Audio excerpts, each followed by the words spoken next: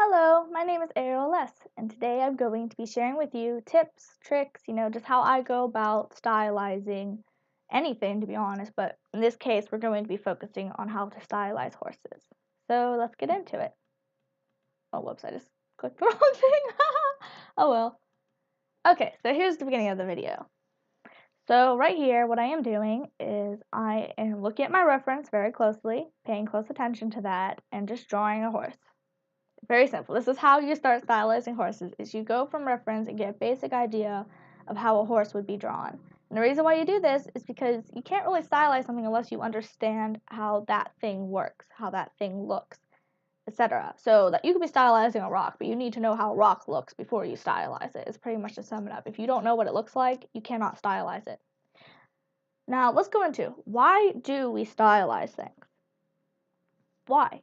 Now, of course, probably the first reasons why we started, like for animation, for example, is simplicity. It is easier to stylize something with less detail, so we made them less detailed for that purpose.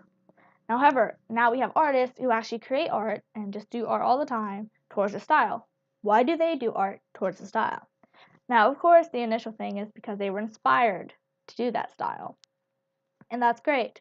But here's another thing, why do they choose a certain style? Because people have branched out. When drawing people, it seems like people have branched out in those styles. There's like cartoony styles, there's, angular styles, there's styles that have a lot of black in them, there's styles that have a lot of light in them, there's styles that have a lot of colors in them. There's so many different styles, and why do people choose the styles? Of course, with personalities and also what they are trying to portray from themselves. Art is something that you share with other people, and it is a direct reflection of yourself in a lot of cases. So that's why people stylize. But people really stylize to create a certain personalized feel. See, when you look at a real horse, it's a horse, right? When you draw a real horse, it's just a horse. Now, however, when you stylize a horse, that horse becomes something that you connect to emotionally, because that horse, with its humanized features, becomes something special towards you. And that's one thing with stylizing horses that you have to understand. You are not really trying to stylize a horse, you are trying to stylize a character. You are trying to make people connect to this character as another human being, even though it is not a human being. So I know that's confusing. Let me say that again in a different way. That horse has a personality, feelings, and etc. is how you're trying to portray that horse. That horse is portraying something that is very human to the person viewing it. So when you're stylizing, that's something to keep in mind for the style that you want to go for. So when stylizing horses, that's the first thing to think about is what you want to portray to the viewer. So for this horse here, you'll see that I'm coloring in with the bright colors. I'm trying to portray that she's kind of girly and, her hair is flowy. She's kind of a girly girl and she's kind of sassy. She's got that, like, sassy smirk. She just looks very, like, confident, I would say. She's very confident in her looks and in herself, it looks like. So the viewers see, and they see confidence and beauty when they look at her. So that's the style I was going for. And how I did is I took that off of the real one. You see the real one. And I took that off of the one. Pretty much I just exaggerated the eyes. I exaggerated the hair, etc. For the one up there that you were seeing, I know it's gone now. Right now I'm going into the sketching process, but I'm drawing him again anyway. Just going further into it.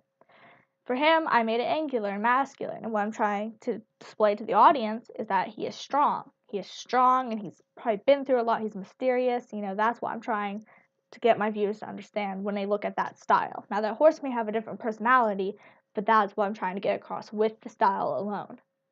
So this is not really about characters per se, this is just about stylizing and the point you're trying to make. And for him, I use a lot of desaturated colors, and then I use red, and red in this case is an angry color for him. For her, I use light colors, I do add in a little bit of dark colors coming from this sketch here.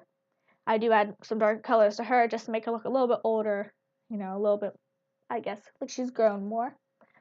For him, he's always meant to have dark colors, but a lot of grays as well. And I think that kind of shows that this is a sad kind of character. Like, there's always going to be a sad feel when these characters are shown in this style, just because that's the way the style is.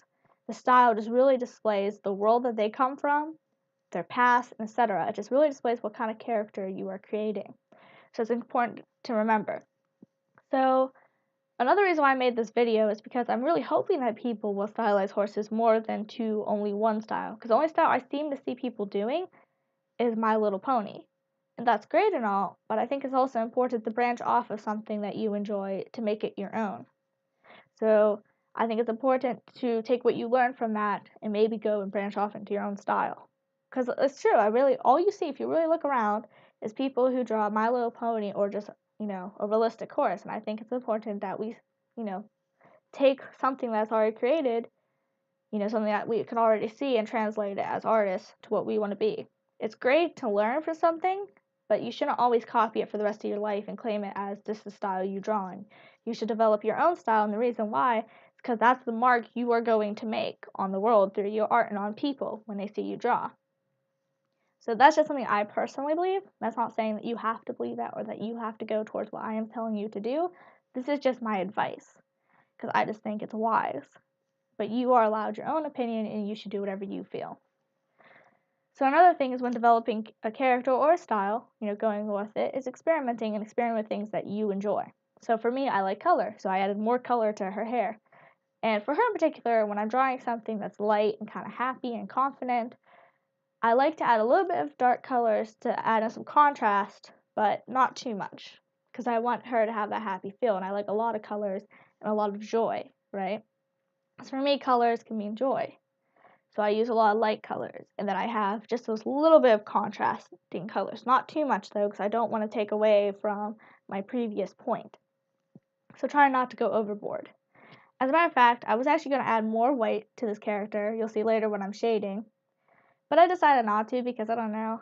I think I got lazy because I took a while on this because I'm an affinity designer. So this is a raster program and it just takes longer to do. So by the end of it, I was just like, I'm done. Too lazy. So yeah, now you can see she's kind of finished. And you see how I'm adding like white to it. I'm only adding a little bit of black to show like the shadows.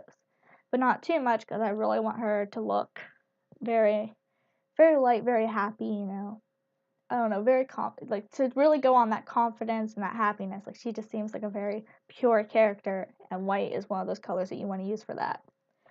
So and of course this comes with my style. I use a lot of colors. A lot of people don't prefer to use colors. So for people who don't prefer to use colors, that's fine too. Like I'm not saying this is how you should do it for your style that you are trying. I want you to expand. Like don't just take off of how I did these two styles. It's important for you to also develop your own style. So if you like to only use outlines, maybe think about drawing horses with those outlines, really, accentuating how you like to use outlines like black and white.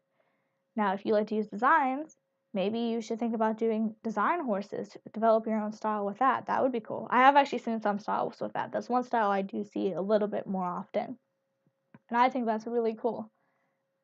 So, like, whatever you like to do you like to paint? Is there something you can do with painting that you enjoy? Is there a certain way to paint that you do? Maybe add that in. Maybe you like to draw horses with textures, like even textures that make no sense, like I don't know, like wood grain. Like wood grain horses could be your style. Like whatever you enjoy, whatever you have learned over the years, whatever you have built yourself up on, take that into your styles. For me, it's color, and it's stuff like that, and even darkness. There's a certain level of color. There's a lot of contrast and like angst. When it comes to drawing with me, I have a lot of angsty drawings. Like angst is my kind of thing. I like to really display heavy negative emotions when it comes to certain things to make my point. So for him, I definitely put that a lot into this horse over here to the left of the screen. That's what I did. So I'm taking the two things that I like to do, the two things that I typically enjoy doing, and just made that into a drawing. So that's something you could do. What do you like to do? What kind of things do you like to draw already? What kind of things would you like to translate into a character that you're doing? So that's kind of like a homework maybe you could do. Like for art, if you're stuck on what you want to do, maybe you could take a character, okay? Character and what you like to do, or something that you like to do, a technique, a style, colors, whatever, and just accentuate that through a horse and develop your own horse style. I think that'd be cool. And if you do that, please leave it in the comments. Let me know. I'd like to see a picture, a video, whatever you have on that. I think that'd be really cool. So yeah, and please share if you want to see other artists trying to stylize horses differently. I really recommend that you would share this video to them and show it to them. If not, that's fine too. Want to leave a comment, just tell me how you think my horses were bad and I didn't draw them right. You can do that too, whatever you want to do. It's a really chill channel here. Like, I want to hear what you have to say. So anyway, I think that's about it for this. I mostly just rambled. I haven't given any true advice, I know, but I just hope that this inspires you to take your art and the way that you draw things a step further through stylization. So anyway, that's it for today. You have a great day, and God bless.